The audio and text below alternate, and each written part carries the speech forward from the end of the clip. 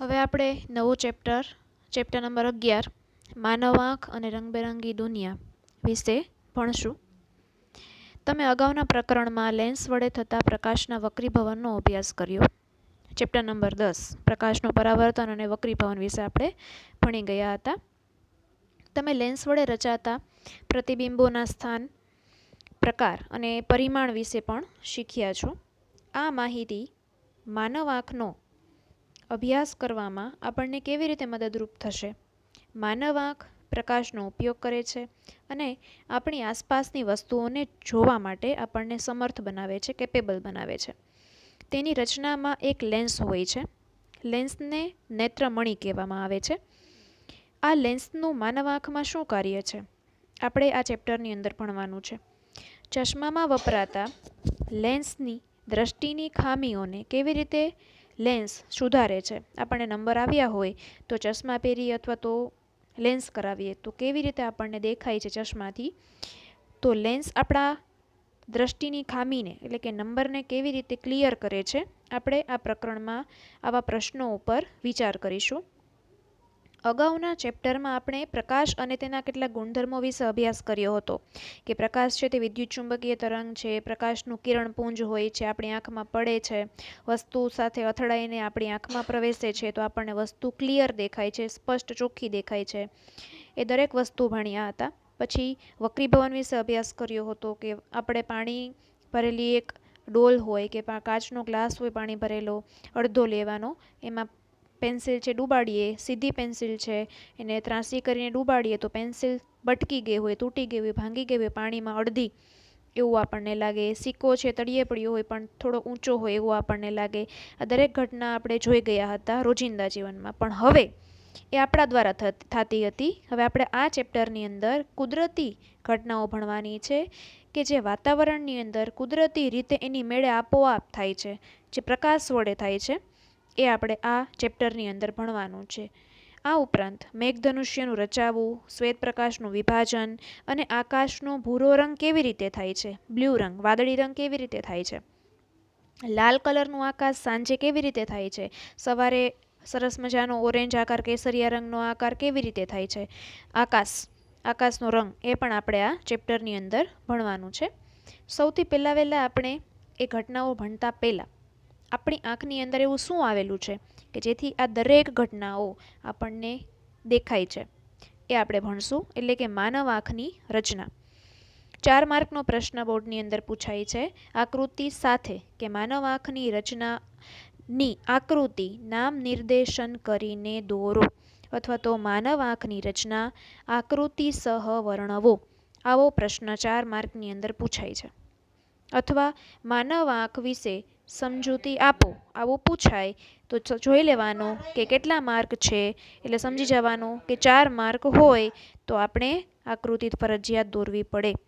જો તમને સ્પષ્ટતા કરેલી હોય કે આકૃતિ દોરવાની જરૂર નથી તો જ આકૃતિ નહીં દોરવાની.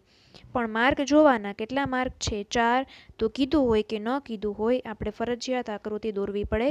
આકૃતિનો 1 માર્ક અને એના વર્ણનના 3 માર્ક હશે, અથવા તો વધીને આકૃતિનો 1.5 માર્ક હશે અને બાકીના માર્ક હશે તે એની વર્ણનના હશે, સમજૂતીના હશે. તો શરૂ કરીએ. હ્યુમન આઈ.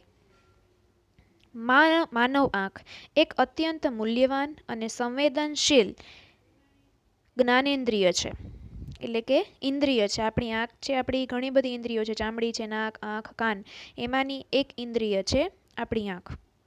એ ખૂબ જ સેન્સિટિવ છે. સતત એ બ્લિંક થયા કરતી હોય છે.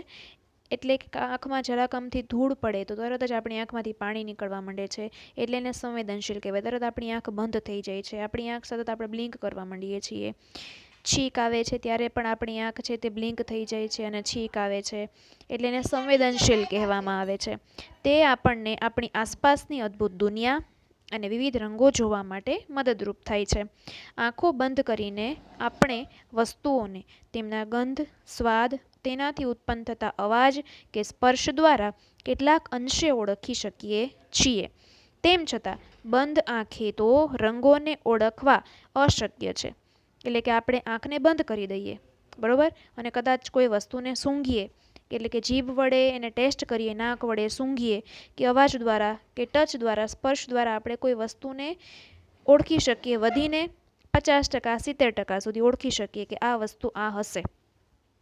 સૂંઘીને, ટેસ્ટ કરીને, અવાજથી સાંભળીને, ટચ કરીને આપણે એ વસ્તુને ઓળખી શકીએ કે આ વસ્તુ આ હશે. પણ 100% એ વસ્તુને ઓળખી શકતા નથી કે આ વસ્તુ જ છે. એના માટે આપણે આંખ હોવી જોઈએ. આથી અમુક પ્રકારની રંગોની ઓળખ આંખ વિશે આંખ દ્વારા આપણે બંધ આંખે ઓળખી શકતા નથી. એટલે રંગોવાળી વસ્તુ, કલરફુલ દુનિયાને જોવા માટે આંખની જરૂર પડે છે. બંધ આંખે તે અશક્ય છે. આમ બધી જ જ્ઞાનેન્દ્રિયોમાંથી માનવ આંખ ખૂબ જ મહત્વપૂર્ણ છે, કારણ કે તેનાથી જ આપણે આપણી આસપાસની સુંદર રંગબેરંગી દુનિયા જોઈ શકીએ છીએ. આ હતું સામાન્ય આંખનું વર્ણન. હવે આવે છે એની રચનાની સમજૂતી. માનવ આંખ એક કેમેરા જેવી રચના છે. તેનું લેન્સ તંત્ર રેટિના તરીકે ઓળખાતા પ્રકાશ સંવેદી પડદા પર પ્રતિબિંબ રચે છે. રેટિનાને કહેવામાં આવે છે નેત્રપટલ. આ વસ્તુ બંને શબ્દ તમને આવડતા હોવા જોઈએ. પરીક્ષામાં રેટિના એટલે શું પૂછાય ખબર હોવી જોઈએ. રેટિના શબ્દ આવે એટલે કે નેત્રપટલનું કાર્ય પૂછાય તો પણ ખબર હોવી જોઈએ કે નેત્રપટલ એ જ રેટિના છે. અહીંયા તમે સૌ પ્રથમ આંખની આકૃતિ જુઓ, પછી આપણે તેની રચના ભણશું. પણ પહેલાં કહી દઉં કે ટેક્સ્ટબુકની અંદર આપેલી આ આકૃતિ છે એ ટેક્સ્ટબુકની છે. થોડીક આડાઅવળી અમુક બે નામ છે, એક બે નામ છે તે અલગ અલગ જગ્યાએ મૂકી દીધેલા છે. એટલે સાચી આકૃતિ હું તમને પાછળથી ફોટા દ્વારા આપીશ. જે લોકો આ રચના પોતાની બુકની અંદર દોરતા હોય તો આ રચના ખાલી દોરે, પણ આનું જે નામ આપેલા છે એ નામ છે તે અલગ આકૃતિમાં હશે. એટલે એ પ્રમાણે નામ લખજો. આ નામ ટૂંકમાં લખતા નહીં. હા, આગળના નામ જે છે એમાં થોડીક મિસ્ટેક છે, પાછળના નામ સાચા છે. બરોબર? એટલે આકૃતિ દોરવાની છે આવડિયા, પરીક્ષામાં પૂછાય તો, અથવા તો હું તમને જે ફોટા મોકલું એ આકૃતિ તમે દોરો તો પણ ચાલશે. પણ નામ નિર્દેશન છે એમાં પાછળ જે આપેલા નામ છે, સિલિયરી સ્નાયુઓ 4 નામ છે એ બધા સાચા છે. આગળના 2 થી 3 નામ પ્રિન્ટિંગ મિસ્ટેક, બાય મિસ્ટેક છે, તે અલગ અલગ જગ્યાએ નામ નિર્દેશન છે તે ઊંધું થઈ ગયું છે, ખોટું છે. એટલે હું તમને આપીશ પાછળથી ફોટો, એ પ્રમાણે તમે નામ નિર્દેશન કરજો પરીક્ષામાં પણ. હવે અહીંયા સૌ પ્રથમ આંખની રચના છે જેને આઈબોલ કહેવામાં આવે ઇંગ્લિશમાં. આપણી જે મગજ હોય, ખોપરી જે છે, ખોપરીની અંદર 2 હોલ હોય છે. એમાં આપણી આંખ છે તે સ્નાયુમય રચના વડે ફિટ કરેલી છે, બેસાડેલી છે. સફેદ કલરની આખી રચના હોય. હવે એમાં આગળનો જે ભાગ છે, અરીસામાં તમે જુઓ તો વ્હાઇટ ભાગ દેખાય છે. બરોબર? તે અહીંયા તમે એરો કરીને આપેલું છે પણ નામ ખોટા છે, એટલે હું પોઈન્ટ રાખું છું, એ તમે જોજો. આ ઉપસેલો ભાગ હોય છે અને પારદર્શક પટલ કહેવાય. પારદર્શક પટલ એટલે કે એવી રચના કે આરપાર જે પડદા વડે, પટલ એટલે પડદો, પડદા વડે આપણે આરપાર જોઈ શકીએ છીએ. કારણ કે અહીંયા સાવ આછું એવું ટ્રાન્સપરન્ટ લિક્વિડ આપેલું હોય, એટલે પારદર્શક પટલ અહીંયા આપેલું છે. આપણે ખાલી આટલો જ ભાગ જોઈ શકીએ છીએ. બરોબર? હકીકતમાં આખો ભાગ હોય છે. એટલે પારદર્શક પટલનું નામ તમને અહીંયા આપેલું છે. જેના વડે, જેને કોર્નિયા કહેવામાં આવે, કોર્નિયા દ્વારા પ્રકાશ છે વસ્તુ ઉપરથી ભટકાઈ અને આપણી આંખમાં પ્રવેશે છે. બરોબર? એને કોર્નિયા કહેવામાં આવે. ત્યાર પછીનો ભાગ આવે આઈરિસ. આઈરિસ આવે, ત્યાર પછી આવે કનિનિકા, કીકી. પછી અહીંયા 2 ટાઈપના રસ આવે છે, કાચરસ અને તરલ રસ, કે જે આંખમાં ઘસારો ઉત્પન્ન ન થવા દેતા હોય તેવા. અને આંખની અંદર એક પ્રકારનો રસ હોય છે. આંખને આ જે બંને ભાગ હોય, ઉપરનો નીચેનો ભાગ, એને ભેગા ન થવા દે, એને કાચરસ કહેવામાં આવે. સાવ જેલી જેવો પદાર્થ હોય છે, કાચરસ કહેવામાં આવે તેને. અને અહીંયા પણ પાણી જેવો પ્રવાહી હોય છે આ ભાગમાં, એને તરલ રસ કહેવામાં આવે છે. આપણી આંખની અંદર ઘણી વખત ખંજવાળ આવે તો ભૂલથી પણ જે વ્હાઇટ ભાગ હોય એને આપણે ટચ કરીએ તો તમે જોજો એ ભીનો ભીનો હશે, એટલા માટે તરલ રસ કહેવામાં આવે. પાછળનો જે ભાગ છે એ લેન્સ છે. અહીંયા લખેલું છે સ્ફટિકમય લેન્સ, એટલે કે નેત્રમણી. જે આપણો બહિર્ગોળ લેન્સ શેપનો હોય, એટલે આપણી આંખની અંદર વચ્ચે જે ડોળો છે, જે રાઉન્ડ શેપમાં તમને દેખાય છે. બરોબર?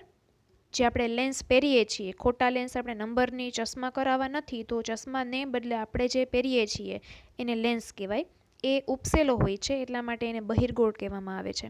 સેમ એવો જ લેન્સ દેખાય તે આ રીતે રાઉન્ડ શેપમાં હોય છે, પણ તમે એની સાઈડથી રચના જુઓ, જેમ અહીંયા આપેલું છે, આડછેદ આપેલો છે, તો એ બંને બાજુથી ઉપસેલો હોય એટલે એને બહિર્ગોળ લેન્સ કહેવામાં આવે છે. આપણી આંખની અંદર બહિર્ગોળ લેન્સ હોય છે, યાદ રાખજો, જેને નેત્રમણી કહેવામાં આવે છે. ત્યાં વસ્તુનું પ્રતિબિંબ પડે છે, પછી ત્યાંથી પ્રતિબિંબ પાછળ રચાય, પ્રતિબિંબ બને, વક્રીભવનની ઘટના થાય છે આપણી આંખની અંદર. પ્રકાશનું કિરણ અહીંયાથી આવે છે, આખી રચનામાં થઈ અને પ્રકાશનું કિરણ લેન્સ વડે વક્રીભવન પામે અને પાછળ, સાવ પાછળના ભાગમાં, પાછળ એટલે આંખની પાછળના ભાગમાં એક પડદો હોય. હંમેશા પ્રતિબિંબ છે તે પડદા પર જ રચાય, એમ આપણી આંખમાં પણ કુદરતી પડદો છે, આંખનો પાછળનો ભાગ. એ આંખના પાછળના ભાગને કહેવાય રેટિના. એટલે આ નામ છે તે સાચું છે, રેટિના અહીંયા જ આવેલું હોય જ્યાં પ્રતિબિંબ પડે છે, પણ ઊંધું પ્રતિબિંબ પડે છે. બરોબર? એટલે કે ઝાડવું છે, ઝાડવા ઉપર સૂર્યપ્રકાશ પડે, સૂર્યપ્રકાશ છે તે એનો ભટકાય અને આપણી આંખમાં આવે, એમાંથી લેન્સ ઉપર, લેન્સ એનું વક્રીભવન કરી અને રેટિના ઉપર ઝાડવાને ઊંધું બતાવે છે. તો આપણને છતાં ચત્તું ઝાડવું દેખાય છે. એનું કારણ શું? તો કે એ આખી રચના અહીંયા દ્રષ્ટિચેતા સાથે કનેક્ટેડ હોય. દ્રષ્ટિચેતા એટલે આંખની નર્વસ સિસ્ટમ, ચેતાને કહેવાય નર્વ્સ, અને આખી દ્રષ્ટિચેતાઓ આપણી મગજ સાથે કનેક્ટેડ હોય છે. બરોબર? એટલે મગજ પછી તેનું એનાલિસિસ કરે, અર્થઘટન કરે કે હા ભાઈ, ઝાડવું હકીકતમાં ચત્તું છે, અહીંયા ભલે ઊંધું રહ્યું, એટલે આપણને ઝાડવું ચત્તું એ મગજ બતાવે છે. પ્રતિબિંબ પડે છે રેટિના પર, 1 માર્કનો પ્રશ્ન પૂછાય, લેન્સ વડે વક્રીભવન થાય, પ્રતિબિંબ ક્યાં પડે? પડદા પર, રેટિના. બરોબર છે? અને ત્યાંથી અર્થઘટન થાય તેનું મગજ દ્વારા, અને ચત્તું પ્રતિબિંબ, દરેક વસ્તુ આપણને સીધી દેખાય છે, વાસ્તવિક દેખાય છે. હવે અહીંયા કનિનિકા અને સિલિયરી સ્નાયુના બંનેના કાર્ય એકબીજા સાથે જોડાયેલા છે કે આંખમાં કેટલો પ્રકાશ પાડવો. એ પ્રકાશને આધારે આ સિલિયરી સ્નાયુઓ છે એ લેન્સને નાના મોટો કરે છે. આપણી આંખ તડકાની અંદર ઝીણી થઈ જાય, છાંયો આવે, અંધારું થાય ત્યારે મોટી થાય, એનું કામ મેનેજમેન્ટ કરવાનું, નિયંત્રણ કરે છે આપણા લેન્સને, આપણી આંખને, એ આ કનિનિકાઓ અને સિલિયરી સ્નાયુઓ કરે છે. પછી અહીંયા વચ્ચે કીકીને ઇંગ્લિશમાં પ્યુપિલ પણ કહેવામાં આવે, એટલે કે આપણી આંખનો જે ગોળો છે રાઉન્ડ શેપમાં, એની અંદર પાછું બીજું એક ડાર્ક સર્કલ હોય, ટપકા જેવી રચના. એટલે અહીંયા જુઓ, એક્ઝેક્ટ વચ્ચે હોય છે એ રચના, એને કીકી એટલે કે પ્યુપિલ કહેવામાં આવે છે. બસ, આપણે આટલી વસ્તુ વિશે આપણે અત્યારે વાત કરવાની છે. ખાસ દરેકના કાર્ય 1 માર્કની અંદર પૂછાય છે, દરેકના કાર્ય આવડતા હોવા જોઈએ. હવે એમાં મહત્વના કોના કાર્ય તમારે યાદ રાખવાના છે અને પાઠ્યપુસ્તકમાં તમે હું કહું એને અંડરલાઇન કરતા જાજો. શરૂ કરીએ છીએ. આંખની રચના માનવ આંખ કેમેરા જેવી છે. તેનું લેન્સ તંત્ર રેટિના તરીકે ઓળખાતા પ્રકાશ સંવેદી પડદા પર પ્રતિબિંબ રચે છે. આ પહેલું કાર્ય IMP, કે પ્રકાશ સંવેદી પડદા પર પ્રતિબિંબ રચાય છે. એનું નામ, પ્રતિબિંબ રચવાનું કાર્ય કોનું? આંખની અંદર, તો કે રેટિનાનું. પ્રકાશ કોર્નિયા તરીકે ઓળખાતા એક પાતળા પારદર્શક પટલમાંથી પ્રવેશે છે. બરોબર? કોર્નિયાને કહેવાય પારદર્શક પટલ, ત્યાંથી પ્રકાશ આવે છે. આકૃતિમાં દર્શાવ્યા પ્રમાણે આંખના ડોળાનો આગળનો ભાગ ઉપસી આવે છે, તમે અહીંયા જોઈ શકો છો. બરોબર? આંખનો ડોળો, જેને આઈબોલ કહેવામાં આવે, લગભગ ગોળાકાર છે. હવે ત્યાર પછીનો બીજો MCQ, તેનો વ્યાસ આશરે 2.3 સેન્ટીમીટર છે. આંખનો આખો ડોળો છે, રાઉન્ડ શેપમાં છે, એટલે અહીંયાથી લઈને છેલ્લે સુધીનો આખો વ્યાસ, બરોબર, ભાગ કેટલો પહોળો છે, ટૂંકમાં આઈબોલ આપણો, તે 2.3 સેન્ટીમીટર. ત્યાર પછી આંખમાં દાખલ થતા પ્રકાશના કિરણોનું વક્રીભવન પારદર્શક પટલની બહારની સપાટી પર થાય છે, કારણ કે એટલો ભાગ ઉપસેલો છે. એ કામ થશે લેન્સ દ્વારા. આ આડછેદની રચના છે, આપણને એમ થાય કે અહીંયા તો લેન્સ અંદર છે, પણ હકીકતમાં તમે અરીસામાં જુઓ તો એ પારદર્શક પટલવાળો સફેદ ભાગ બરોબર એની ઉપર જ લેન્સ હોય. એટલે વક્રીભવન છે તે બહારની સાઈડથી થાય અને પછી પ્રતિબિંબ પાછળ રચાય રેટિના પર. અહીંયા 2 ડાયમેન્શનની આકૃતિ હોય, આપણી હકીકતમાં રચના છે 3 ડાયમેન્શનની હોય છે. લેન્સ, સ્ફટિકમય લેન્સ એટલે કે નેત્રમણી, વિવિધ અંતરે રહેલી વસ્તુઓના પ્રતિબિંબને નેત્રપટલ પર કેન્દ્રિત કરવા માટે કેન્દ્ર લંબાઈમાં સૂક્ષ્મ ફેરફાર જ કરે છે. એ માઇનોર ફેરફાર કરે છે પ્રતિબિંબ રચવા માટે. કોણ? તો કે લેન્સ. પણ હવેનું પછીનું કાર્ય મહત્વનું અંડરલાઈન કરજો કે પારદર્શક પટલના પાછળના ભાગે કનિનિકા એટલે કે આઇરિસ નામની રચના જોવા મળે છે. આ કનિનિકા ઘેરો સ્નાયુમય પડદો છે.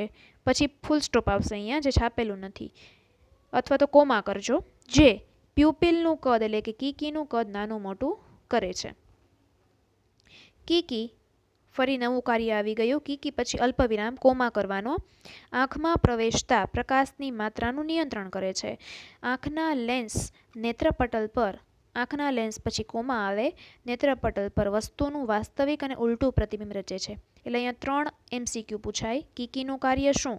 તો કે આંખમાં પ્રવેશતા પ્રકાશની માત્રા, તડકો આવે તો આંખને ઝીણી કરવી, લેન્સને પાતળો થઈ જાય, પાતળો કરી દે, અને છાયામાં આવે, અંધારામાં આવે તો લેન્સ છે તે મોટો થાય. બરોબર, એનું કાર્ય એટલે કે પ્રકાશની માત્રામાં આપણા લેન્સને નાનો મોટો કરે છે. પછી લેન્સનું કાર્ય શું? તો કે તે પ્રતિબિંબ રચે છે. ક્યાં? તો કે નેત્રપટલ ઉપર, રેટિના પર. કેવું પ્રતિબિંબ રચે છે? તો કે વાસ્તવિક અને ઉલટું. હવે નેત્રપટલનું કાર્ય કે જે નાજુક, અત્યંત નાજુક પડદો છે, જે વિપુલ માત્રામાં સંવેદી કોષો ધરાવે છે. પ્રકાશની હાજરીથી આ પ્રકાશ સંવેદી કોષો સક્રિય બને છે અને વિદ્યુત સંદેશા ઉત્પન્ન કરે છે, જનરેટ કરે છે. હવે અહીંયા જે રેટિનાની રચના હોય છે, અહીંયા એમાં 2 પ્રકારના કોષો હોય.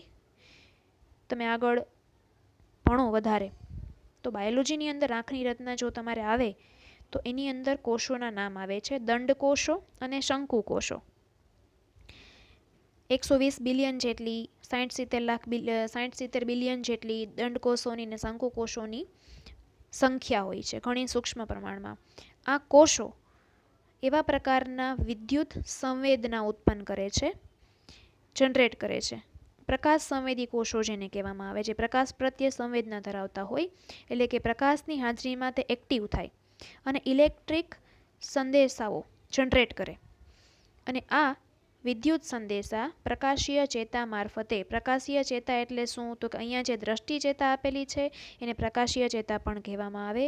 એના મારફતે, પ્રકાશીય ચેતા મારફતે મગજને સંદેશા પહોંચાડાય કે ભાઈ સામે પડેલું ઝાડવું છે એ ઊંધું છે, એને ચત્તું કરવા માટે મગજ સુધી પહોંચાડવામાં આવે, જે દંડકોષો અને શંકુકોષો પહોંચાડે છે દ્રષ્ટિ ચેતા દ્વારા. એટલે કે આપણી આંખની જે નસ હોય, ચેતા જેને કહેવાય, જે સંદેશા પહોંચાડે છે એ મગજ સુધી કનેક્ટ, મગજ સાથે જોડાયેલી હોય, એને મોકલે. મગજ એ સંદેશાનું અર્થઘટન કરે, એનાલિસિસ કરે, અને છેવટે આપણને વસ્તુ જેવી છે તેવી દેખાય છે.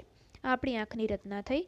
એટલે આટલું વર્ણન લખવાનું. એમાં કીકીનું કાર્ય, આંખના લેન્સનું કાર્ય, નેત્રપટલનું કાર્ય, પછી સંવેદી કોષો આવેલા હોય તેનું કાર્ય શું, પછી આગળ કનિનિકાનું કાર્ય, કીકીનું કાર્ય, પછી આંખના ગોળાનો વ્યાસ કેટલો હોય છે તે, અને પારદર્શક પટલનું કાર્ય.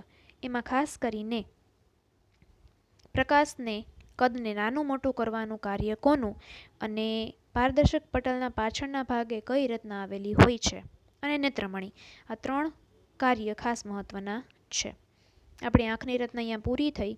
ત્યાર પછી ડાયરીનું પેજ કે ભાઈ આંખની રચનામાં કોઈ પણ ભાગમાં ઈજા થાય કે યોગ્ય કાર્ય આંખ ન કરી શકે તો જોવાની ક્ષમતામાં અસરકારક રીતે ઘટાડો થાય છે.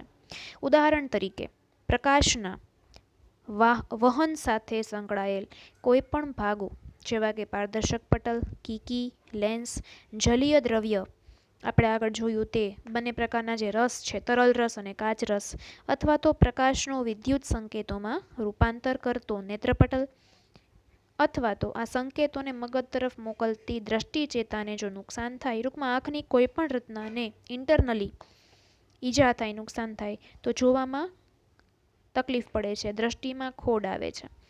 તમે અનુભવ્યું હશે કે જ્યારે તમે વધુ પ્રકાશમાંથી ઝાંખા પ્રકાશવાળા ઓરડામાં પ્રવેશો છો ત્યારે શરૂઆતમાં થોડો સમય એ ઓરડાની અંદર શું છે, આપણે ક્યાં આવી ગયા એ કાંઈ દેખાતું નથી. આપણે આંખને મોટી કરશું અને જોવાનો પ્રયત્ન કરશું એટલે આપણને પહેલાં તો અંધારું દેખાશે, નકરું કાળા કાળા ધબ્બા મંડે દેખાવા, અને પછી આપણને થોડીક વસ્તુ ક્લીન દેખાય. એટલે આપણે આંખની મોટી કરવાનું કાર્ય કોણ કરે છે? ડોળાને, લેન્સને મોટું કરવામાં મદદ કરે છે એ સિલિયરી સ્નાયુઓ અને આઇરિસ, કનિનિકાઓ. બરોબર છે. આંખની કીકી એક પરિવર્તનશીલ છિદ્ર તરીકે વર્તે છે, જેનું કદ કનિનિકાની મદદથી એટલે કે આઇરિસની મદદથી બદલી શકાય છે. જ્યારે ખૂબ તેજસ્વી પ્રકાશ હોય, આ વસ્તુને અંડરલાઇન કરજો, ત્યારે કનિનિકા એટલે કે આઇરિસ કીકીને નાની કરે છે, સંકોચે છે અને કીકી આંખમાં ઓછો પ્રકાશ પ્રવેશવા દે છે. પરંતુ ઝાંખા પ્રકાશમાં એટલે કે આછો પ્રકાશ હોય ત્યારે કનિનિકા વડે કીકી મોટી થાય છે, વિસ્તરણ પામે છે. એટલે કે આપણી આંખ મોટી થશે, જેથી આંખની અંદર વધારે પ્રકાશ પ્રવેશે છે. કનિનિકા વિશ્રાંત થઈને કીકીને સંપૂર્ણપણે ખોલે છે. એટલે કનિનિકાનું કાર્ય શું છે? પ્યુપિલને નાની મોટી કરે, જેને કારણે સિલિયરી સ્નાયુઓ જે છે આપણા લેન્સને પણ નાનો મોટો કરે અને વસ્તુ આપણને ચોખ્ખી દેખાય. ત્યાર પછી છે આંખની સમાવેશન ક્ષમતા. આંખનો લેન્સ એટલે કે નેત્રમણી રેસામય જેલી જેવા પદાર્થનો બનેલો છે.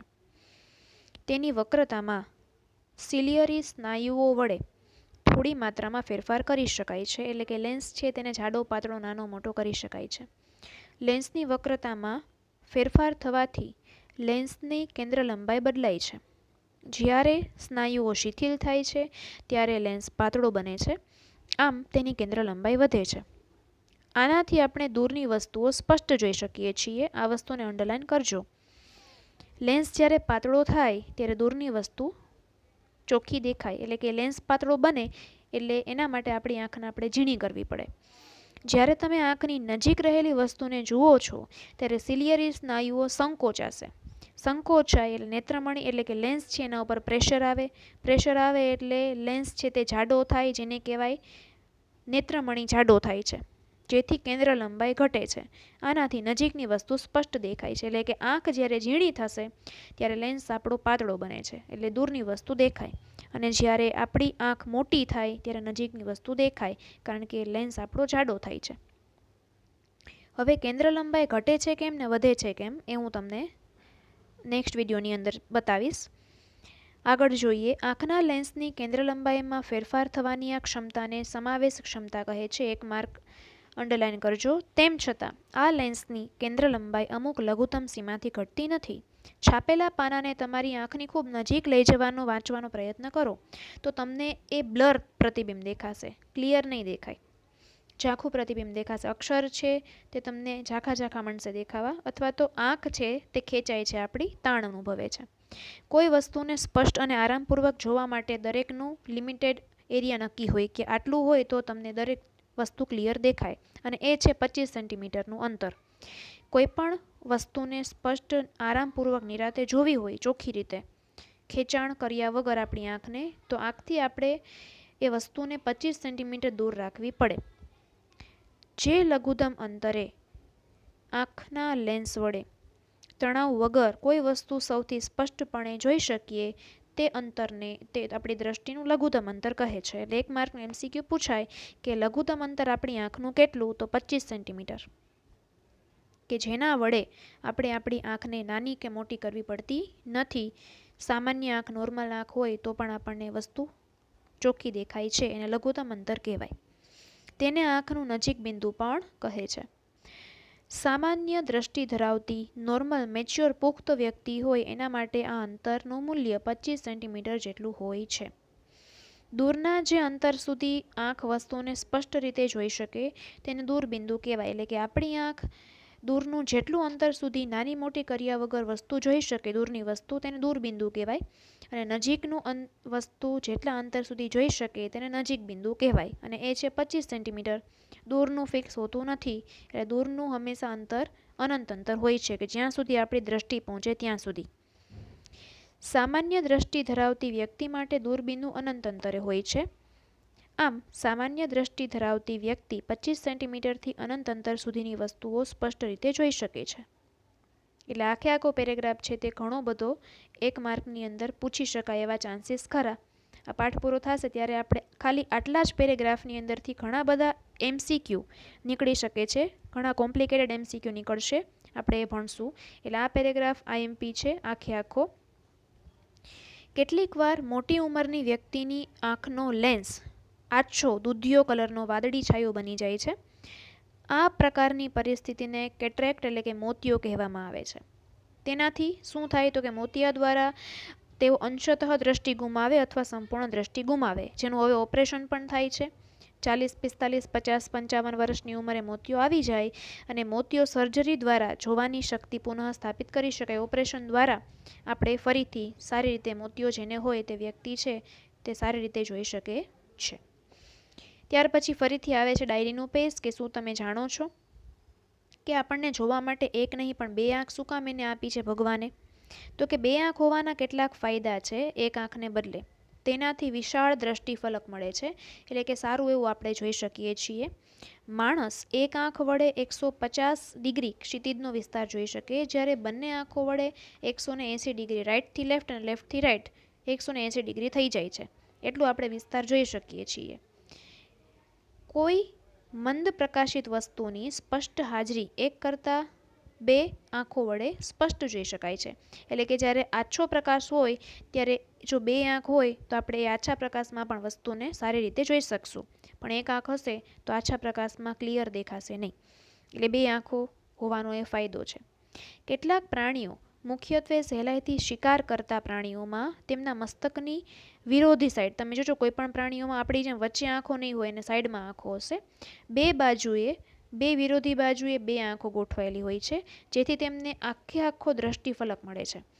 પરંતુ આપણી બે આંખો આપણા માથાના આગળના ભાગમાં હોવાથી આપણી આંખોનો દ્રષ્ટિફલક પ્રાણીઓ કરતાં ઓછો હોય છે. પરંતુ ત્રિપરમાણુય દ્રષ્ટિ ક્ષમતાનો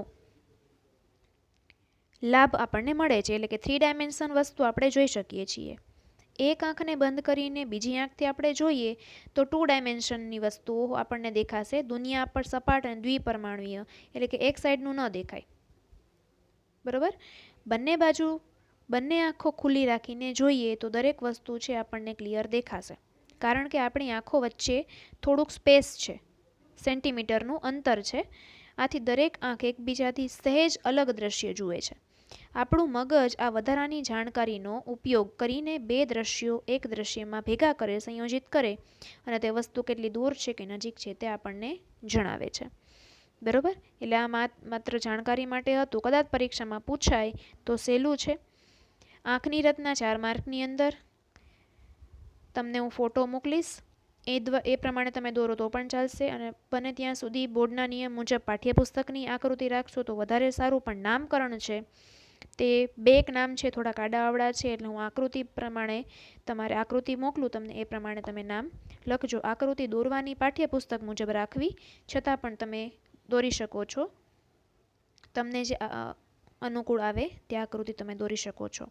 નામકરણ થોડાક આડાઅવળા છે, હું તમને મોકલીશ, એ પ્રમાણે તમે દોરજો. ટૂંક નોંધ છે તે પાઠ્યપુસ્તકમાં છે એટલી જ રાખવી, કારણ કે 3 માર્કનું કે 2.5 માર્કનું વર્ણન આવશે, આકૃતિ 1 માર્કની આવશે. ત્યાર પછી આંખની સમાવેશ ક્ષમતા, દરેકના 1-1 માર્કના કાર્ય અને સમાવેશ ક્ષમતાનો પહેલો પેરેગ્રાફ, બીજો પેરેગ્રાફ બંને આઈએમપી. એમાં ખાસ કરીને બીજા પેરેગ્રાફમાં લઘુત્તમ અંતર, નજીક બિંદુ, દૂર બિંદુ, એમાંથી ઘણી વખત MCQ સારા એવા પૂછાય છે. એટલે આ વિડીયો આખો આમ તો આઈએમપી છે એમ કહી શકાય. લાઇક કરજો, શેર કરજો અને સબસ્ક્રાઈબ કરજો. Thank you.